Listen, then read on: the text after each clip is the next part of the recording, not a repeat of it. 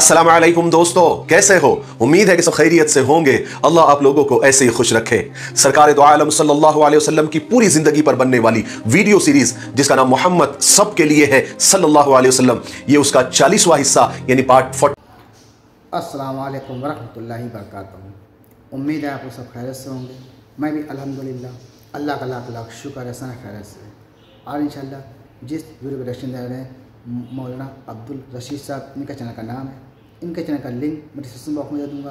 आप लोगों ने चैनल सब्सक्राइब करिएगा और मेरी वीडियो अंत तक देखिएगा। दोस्तों, ये सीरीज़ हम चला रहे हैं हमारे प्यारे आका नई पाक सल्लल्लाहु तआला अलैहि वसल्लम की पूरी ज़िंदगी में बनने वाली वीडियो सीरीज़ का ये 40वां भाग इंशाल्लाह हम लोग देखेंगे, समझेंगे और इस पर अमल करने की कोशिश भी करेंगे।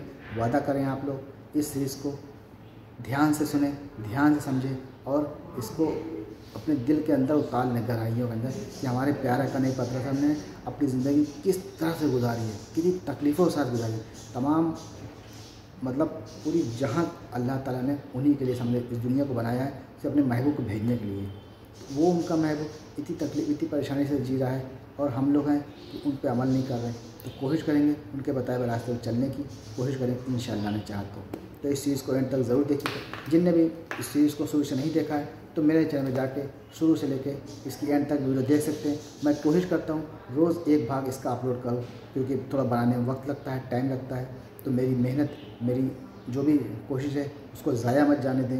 इसको जितना हो सके शेयर करें। हर आदमी इसको शेयर करेगा। एक आदमी खाली अगर 5 से 10 लोगों को शेयर करेगा तो इंशाल्लाह हर आदमी इस पर अमल भी कर लेगा और अच्छी बात एक दूसरे को तब पहुँच भी जाएगी। तो चलिए बिना देरी पहले हम लोग वीडियो स्टार्ट करते हैं, फिर उसके बाद बात करते हैं। अस्सलाम वालेकुम दोस्तों, कैसे हो? उम्मीद है कि सब खैरियत से होंगे। अल्लाह आप लोगों को ऐसे ही खुश रखे।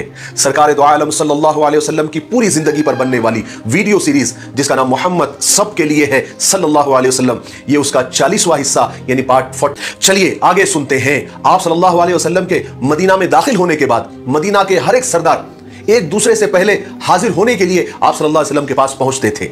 उनमें से हर एक ये चाहता था कि सरकार दो आलम सल्लल्लाहु अलैहि वसल्लम उनके मकाम पर क़याम फरमाए ताकि रसूल पाक सल्लल्लाहु अलैहि वसल्लम के मेजबान बनने की इज्जत उन्हें हासिल हो।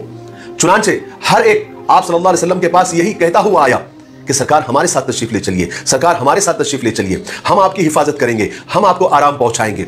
लेकिन रसूल पाक सल्लल्लाहु अलैहि वसल्लम ने अपनी ऊँटनी की लगाम ढीली छोड़ दी और फरमाया कि इसे छोड़ दो, ये खुदा के हुक्म से खुद कहीं पर जाकर ठहर जाएगी। चुनांचे रसूल पाक सल्लल्लाहु अलैहि वसल्लम की ऊँटनी आपको लेकर मदीना के रास्तों से गुजरती रही। पीछे पीछे सहाबा का हुजूम, मदीना के लोगों का हुजूम बुलंद आवाज में यह कहता हुआ पीछे पीछे आ रहा था कि अल्लाहु अकबर, मोहम्मद तशरीफ ले आए, अल्लाहु अकबर, मोहम्मद तशरीफ ले आए।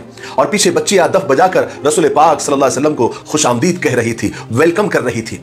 किसी मकान की छत ऐसी नहीं थी जिस पर औरतें चढ़ी भी ना हो, कोई टीला, कोई पहाड़ी ऐसी नहीं थी जहां पर लोग मौजूद नहीं हो। ये सब हबीब खुदा रसूल पाक सल्लल्लाहु अलैहि वसल्लम को देखकर अपनी आंखें ठंडी कर रहे थे और आप सल्लल्लाहु अलैहि वसल्लम की जियारत से अपने प्यासे दिलों की प्यास को बुझा रहे थे। चुनांचे अल्लाह के हुक्म से ऊँटनी चलती रही, लेकिन जिसके भी मकान के सामने से ऊँटनी गुजरती वो ऊँटनी की नकेल को पकड़ लेता और अपने घर की तरफ मोड़ने की कोशिश करता। लेकिन सरकार दो आलम सल्लल्लाहु अलैहि वसल्लम फरमाते कि अल्लाह के बंदो, नकेल छोड़ दो और ऊँटनी के लिए रास्ता साफ करो, ये अल्लाह की तरफ से और अल्लाह के हुक्म से चल रही है। चुनांचे ऊँटनी चलती रही, आखिरकार एक मैदान में आकर रुकी और बैठ गई जहां पर आज मस्जिद नबवी है। लेकिन आप उतरे नहीं, यहां तक कि ऊँटनी थोड़ी और दूर गई, फिर पीछे मुड़कर देखा और पलटकर उस जगह पर लौट आई जहां वो पहले बैठ गई थी। उसके बाद आप सल्लल्लाहु अलैहि वसल्लम उतरे और ये आप सल्लल्लाहु अलैहि वसल्लम के ननिहाल वालों का यानी बनु नज्जार का महल्ला था। जिस जमीन पर ऊँटनी रुकी और आप सल्लल्लाहु अलैहि वसल्लम उतरे, ये जमीन 2 यतीम लड़कों की थी जो बनु नज्जार में से ही थे। रसूल पाक सल्लल्लाहु अलैहि वसल्लम ऊँटनी से उतरे और आप सल्लल्लाहु अलैहि वसल्लम ने पूछा कि ये जमीन किसकी है।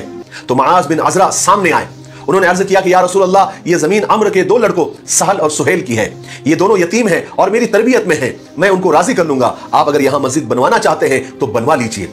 रसूल पाक सल्लल्लाहु अलैहि वसल्लम ने उन 2 लड़कों के सरपरस्त और मुरब्बी मुआज़ से ये जमीन खरीद ली और हुक्म दिया कि इस जगह आप सल्लल्लाहु अलैहि वसल्लम के लिए मस्जिद बनाई जाए। अब बनु नज्जार के लोग सरकार दो आलम सल्लल्लाहु अलैहि वसल्लम को अपने घर ले जाने के लिए एक तरह से आपस में लड़ने लगे। लेकिन हजरत अबू अय्यूब अंसारी रजी अल्लाह तआला अन्हु ने लपक कर आपकी ऊँटनी से आपका खजावा, सामान, तोशा वगैरह जितना भी था सब अपने घर लेकर चले गए। इस पर आप सल्लल्लाहु अलैहि वसल्लम ने फरमाया कि आदमी तो अपने खजावे के साथ होता है ना, इसलिए मैं अबू अय्यूब अंसारी के घर पर जाऊंगा। और हजरत असद बिन ज़रारा ने आप सल्लल्लाहु अलैहि वसल्लम की ऊँटनी की नकेल पकड़ ली। चुनांचे ये ऊँटनी उन्हीं के पास रही। फिर रसूल पाक सल्लल्लाहु अलैहि वसल्लम हजरत अबू अय्यूब अंसारी रज़ी अल्लाह तआला के मकाम पर आपने क़याम फरमाया जब तक मस्जिद और मकान तैयार नहीं हुए। रसूल पाक सल्लल्लाहु अलैहि वसल्लम की कुर्बत हासिल करने के बाद बनु नज्जार के तो खुशी का कोई ठिकाना ही नहीं था। बनु नज्जार रसूल पाक सल्लल्लाहु अलैहि वसल्लम के दादा अब्दुल मुत्तलिब के ननियाल वाले थे। उधर नज्जार के जो पड़ोसी थे वो भी खुशी से फूले नहीं समा रहे थे, क्योंकि उन्हें जनाब रसूल पाक सल्लल्लाहु अलैहि वसल्लम का मुबारक पड़ोस जो मिल गया था। वो अपनी खुशी का इजहार अक्सर इन अल्फाज में किया करते थे कि हम तो बनु नज्जार के पड़ोसियों में से हैं, ज़हे नसीब कि हमें रसूल पाक सल्लल्लाहु अलैहि वसल्लम का मुबारक पड़ोस मिला। औरतें और बच्चे मक्का से मदीना पहुंच गए। कोई भी ईमान वाला अपने साथ साजो सामान माल और दौलत साथ नहीं ला सका था, क्योंकि सब चोरी छुपे मक्का से मदीना के लिए रवाना हुए थे। लेकिन मदीना के अंसारी सहाबा ने उन लोगों के लिए अपने घरों के दरवाजे खोल दिए, उनके ऊपर अपनी माल और दौलत को खर्च किया, जिससे मुहाजिरों को अपनी जरूरियात जिंदगी हासिल करने में मदद मिली। उन्होंने अपनी अपनी हैसियत से अपने अपने मुताबिक अपने काम शुरू कर दिए। किसी ने तिजारतें शुरू कर दी, कुछ लोगों ने जमीनों में अपनी खेती बाड़ी शुरू कर दी, और इस तरह सहाबा ने अपने लिए रोजी के रास्ते पैदा कर दिए, अपने खानदान वालों के लिए घर आबाद किए। जो लोग बहुत ज्यादा गरीब थे, कोई काम नहीं कर सकते थे, ना कोई घर बना सकते थे, उनके लिए रसूल पाक सल्लल्लाहु अलैहि वसल्लम ने ईमान वालों के ही रुपये पैसों में से और माल में से वजीफे मुकर्रर कराए ताकि उनका गुजर चल सके। और फिर रसूल पाक सल्लल्लाहु अलैहि वसल्लम ने एक जबरदस्त दूर अंदेशी इख्तियार की कि मुहाजिरों और अंसारियों के दरमियान भाईचारा और बिरादराना रिश्ते कायम किए। हर मुहाजिर अंसारी को अपना भाई समझने लगा और हर अंसारी हर मुहाजिर को अपना सगे भाई से भी ज्यादा समझने लगा। और इस तरह आप सल्लल्लाहु अलैहि वसल्लम ने तमाम मुसलमानों को खुदा के रास्ते में भाई भाई बना दिया, और ताकि उनके दिलों में मोहब्बत पैदा हो जाए, वो सब के सब एक हो जाए। उसका नतीजा यह हुआ कि सब मुसलमान दिलो जान से एक हो गए। हर शख्स दूसरे के लिए वही चीज पसंद करता था जो खुद उसको पसंद होती थी। मदीना में यहूदी भी बड़ी तादाद में आबाद थे। खुद मदीने के चारों तरफ उनका काफी असर था, इख्तिदार था। ऐसी सूरत में जब तक मुसलमान और उनके दरमियान इत्तेहाद ना हो, उस वक्त तक अमन और सुकून पूरी तरह कायम नहीं हो सकता था। इसलिए एक ऐसा मुआहदा, एक ऐसा एग्रीमेंट जरूरी था जिसके बाद यहूदी और मुसलमान के दरमियान इत्तेहाद और यूनिटी पैदा हो जाए और आपस के लड़ाई झगड़े अदावत दुश्मनी और फूट बाकी ना रहे।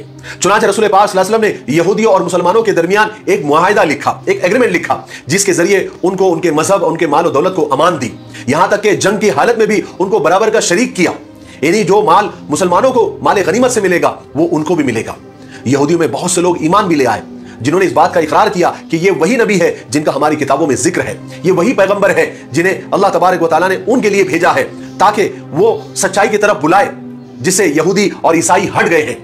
मगर ज्यादातर यहूदी इस बात को नहीं मानते थे कि आप एक नया दीन लेकर आए हैं जो उनके दीन से बेहतर है। तकरीबन सब यहूदी ये बात जानते थे कि हजरत मोहम्मद सल्लल्लाहु अलैहि वसल्लम ही पैगंबर आखिरुज़्ज़मा है और वो आ चुके हैं, और ये वही नबी है जिनका जिक्र हमारी किताबों में है, और हमारे आलिम हमारे राहिब इस बात की खबर देते आए हैं। ये यही खुदा के सच्चे नबी है जो आखिरी जमाने में जाहिर होने वाले हैं, और वो हो गए हैं। इसलिए सारे यहूदी और सारे ईसाई बड़े शौक से आप सल्लल्लाहु अलैहि वसल्लम का इंतजार कर रहे थे ताकि वो उन पर ईमान ले आए।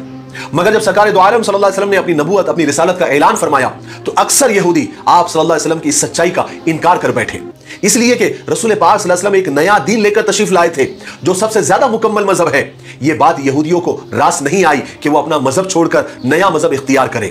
वो ये चाह रहे थे कि आने वाले नबी, आखिरी नबी, उन्हीं के दीन को लेकर आगे बढ़े। लेकिन इस्लाम रोज बरोज बढ़ता जा रहा था, फलता और फूलता जा रहा था, बल्कि अब शहर मदीना इस्लाम का मरकज बन गया था। और ये चीज से और इस बात से यहूदियों के सीनों पर सांप लौटने लगे। वो इस्लाम की जड़ें खोदने की साजिशें करने में लग गए। यहूदियों की साजिशों में से सबसे बड़ी और सबसे जबरदस्त साजिश थी वो निफाक की थी, यानी दोगलापन।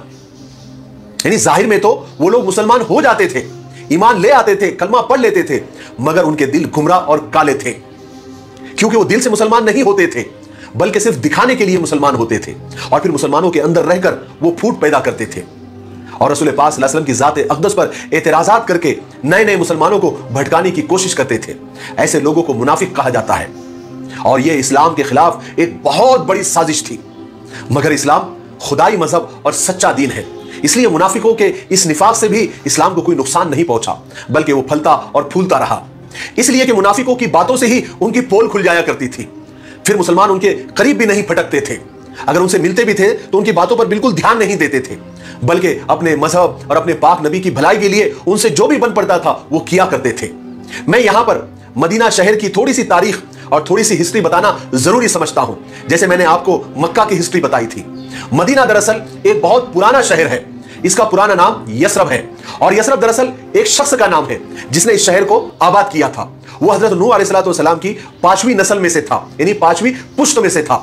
सबसे पहले वो इस इलाके में आकर ठहरा, फिर दूसरे भी लोग आकर यहां पर ठहरते रहे और आबादी बढ़ती चली गई। यसरब चूंकि पहले आया था और वो इस शहर का बानी था, इसलिए इस जगह को लोग यसरब कहकर ही पुकारने लगे और उसका फिर यही नाम पड़ गया। हिजरत से पहले, यानी आप सल्लल्लाहु अलैहि वसल्लम की हिजरत से पहले, आप सल्लल्लाहु अलैहि वसल्लम के यहां आने से पहले इस शहर की कोई खास अहमियत नहीं थी, बल्कि एक तरह से ये शहर यानी यसरब एक तरह से पूरे अरब में बदनाम था, क्योंकि यहां की आबो हवा बहुत ही ज्यादा खराब थी। लोग इस शहर को यानी यसरब को बीमारियों का घर समझते थे। यहां पर तरह तरह की बीमारियां और वबाएं फैलती और फूलती रहती थी। मगर अब इस सरजमीन की किस्मत का सितारा चमकने वाला था। इस जमीन को आसमान से भी ज्यादा बुलंदियां मिलने वाली थी। इसके मुकद्दर में इज्जत और शर्फ लिखा हुआ था, जिसका मुकाबला दुनिया की कोई जमीन नहीं कर सकती थी। यह वही सरजमीन है जिसने अल्लाह के हुक्म से उसके हबीब को अपने आगोश में पनाह दी थी। जिस वक्त सरकार दो आलम सल्लल्लाहु अलैहि वसल्लम का अपना वतन, अपनी सरजमीन उनके लिए तंग हो गई थी, यही वो शहर है जहां के लोग उस वक्त आपकी मदद, आपकी नुसरत, आपके सपोर्ट के लिए खड़े हुए जब आपकी कौम ने आपको जुल्म का निशाना बना रखा था। यही वो शहर है जो दीन इस्लाम का सबसे पहला गहवारा बना। उसकी गोद में इस्लाम फैला और फूला, यहां से ही इस्लाम को तरक्की मिली। सबसे बढ़कर यही वो मुकद्दस सरजमीन है, यही वो पाक मकाम है जिसकी आगोश में सरवर कौनैन सल्लल्लाहु अलैहि वसल्लम क़यामत तक के लिए आराम फरमा रहे हैं। हिजरत के बाद जब आप सल्लल्लाहु अलैहि वसल्लम ने इस शहर को अपना वतन बनाया तो उसका नाम तैयबा रखा और अल्लाह तबारक व तआला ने इस शहर को ताबा के नाम से पुकारा। दरअसल ये दोनों नाम तैयब के लफ्ज से बने हैं और तैयब के माना पाक है। नाम बदलने के बाद आप सल्लल्लाहु अलैहि वसल्लम ने इस शहर को यसरब कहने से मना फरमाया। यहां तक कि आप सल्लल्लाहु अलैहि वसल्लम ने फरमाया, जो कोई इस शहर को यसरब कहेगा उसे अल्लाह ताला से तौबा करनी चाहिए। यह ताबा है, ताबा यानी पाक है, यह सरजमीन पाक है। मगर अब चूंकि रसूल पाक सल्लल्लाहु अलैहि वसल्लम ने इसको अपना वतन बना लिया था, इसलिए सहाबा इकराम रिज़वानुल्लाहि तआला अलैहिम इसको एहतराम की वजह से मदीनतुर रसूल यानी पैगंबर का शहर कहने लगे। फिर यूं आहिस्ता आहिस्ता इसे सिर्फ मदीना कहा जाने लगा। अब चूंकि मदीना की आबो हवा ठीक नहीं थी, अच्छी नहीं थी, यहां पर अक्सर बीमारियां फैलती रहती थी, इसलिए हिजरत के बाद यहां पर आकर बहुत सारे सहाबा बीमार पड़ गए और बहुत सारे सहाबा में हजरत अबू बकर सिद्दीक रजी अल्लाह तआला, हजरत आमिर बिन फुहैरा और हजरत बिलाल रजी अल्लाह तआला भी थे। सहाबा इकराम बीमारी के जमाने में अपने वतन मक्का को बहुत याद करते थे, उन्हें मक्का बहुत याद आता था और अपनी बीमारियों को देखकर मक्का को याद करके बड़े दर्द भरे अशार भी पढ़ा करते थे। रसूल पाक सल्लल्लाहु अलैहि वसल्लम को जब इत्तला मिली कि सहाबा की तबीयतें खराब हो रही है और बीमारियां बहुत बढ़ गई है और वो इस तकलीफ में मक्का को बहुत याद कर रहे हैं, इसलिए आप सल्लल्लाहु अलैहि वसल्लम ने अल्लाह तबारक व तआला से यहाँ की आबो हवा अच्छी होने के लिए दुआ फरमाई और साथ में ये भी दुआ फरमाई कि ए अल्लाह, मुहाजिरों के दिलों में मदीना की ऐसी मोहब्बत डाल दे जैसी मक्का की है। और अल्लाह तबारक व तआला ने अपने पैगंबर की दोनों दुआएं कबूल फरमाई।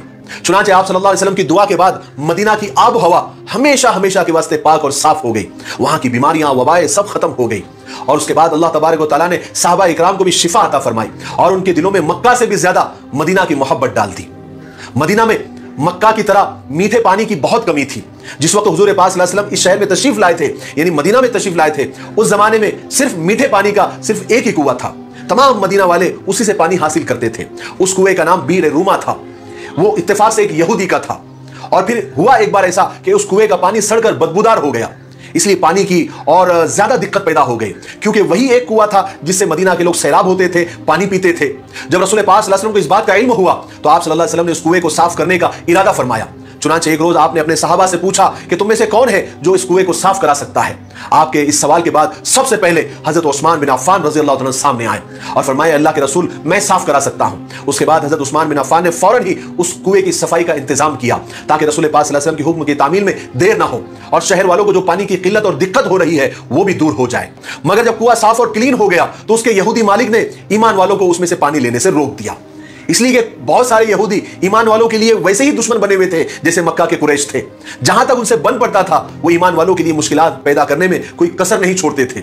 उनकी यही हरकतों की वजह से आप सल्लल्लाहु अलैहि वसल्लम ने उनके दरमियान तहरीरी मुआहिदा और एग्रीमेंट किया था। बहरहाल कुएं की सफाई के बाद बजाय कि उससे मुसलमानों को फायदा पहुंचे, वो बिल्कुल उसके पानी से महरूम हो। तो दोस्तों, ये था हमारा एक्शन जो हमने देखा हमारे प्यारे का नई पाक सल्लल्लाहु अलैहि वसल्लम की पूरी ज़िंदगी बने वीडियो सीरीज़ का 40वां भाग आज हम लोगों ने इंशाल्लाह देख लिया है। अब इंशाल्लाह चाहे तो हम बहुत जल्द आपके सामने लेके आएंगे 41वां पार्ट, तो उसमें मुलाकात करेंगे आपसे, क्योंकि वीडियो बनाने में थोड़ा दोस्तों टाइम लगता है, वक्त लगता है। इस वजह से कोशिश तो यही करते हैं इंशाल्लाह रोज़ एक पार्ट अपलोड करें और आप लोग उसको देखें, समझें और इस पर अमल करने की कोशिश करें और जितना हो सके इस वीडियो को शेयर करें। तो चलिए फिर मिलेंगे इंशाअल्लाह नेक्स्ट वीडियो में। तब तक के लिए अस्सलाम वालेकुम वरहमतुल्लाहि वबरकातुहू।